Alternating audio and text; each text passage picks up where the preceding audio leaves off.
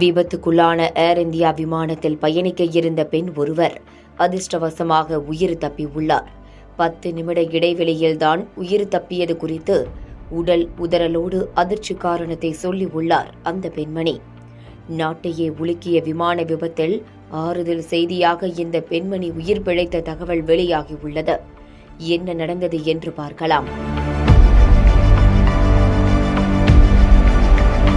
குஜராத் மாநிலம் அகமதாபாத்தில் இருந்து நேற்று மதியம் லண்டனுக்கு புறப்பட்ட A1 171 ரக ஏர் இந்தியா விமானம் விபத்தில் சிக்கியது. ஓடுதளத்தில் இருந்து டேக் ஆஃப் ஆன ஒரு சில நிமிடங்களில் விழுந்து வெடித்த விமானத்தின் காட்சிகளும், அதில் இருந்து எரிந்த நிலையில் சடலங்கள் மீட்கப்பட்ட காட்சிகளும் ஒட்டுமொத்த நாட்டையே அதிர வைத்துள்ளது.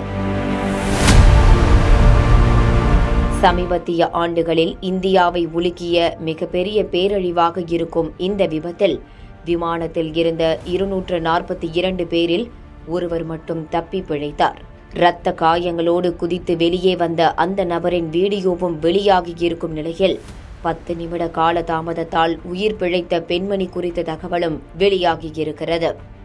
பூமி சௌஹான் என்ற பெண்மணி விபத்துக்குள்ளான ஏர் இந்தியா விமானத்தில் பயணிப்பதாக திட்டமிருந்தது.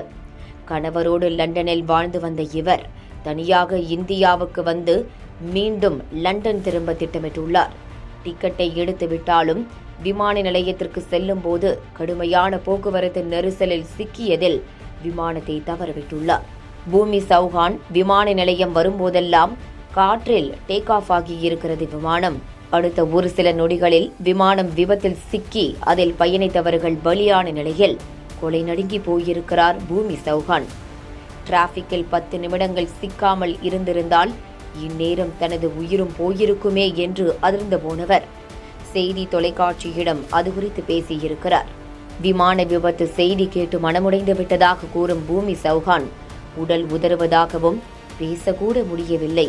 அனைவரும் மரணித்த செய்தி கேட்டு என்ன நடக்கிறது என்றே புரியாமல் போனது என்று திகைப்போடு பேசியிருக்கிறார்.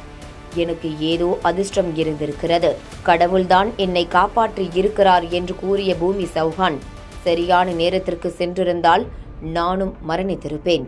இது எப்படி நடந்தது என்றே தெரியவில்லை என்று அதிர்ச்சியோடு பேசியிருக்கிறார்.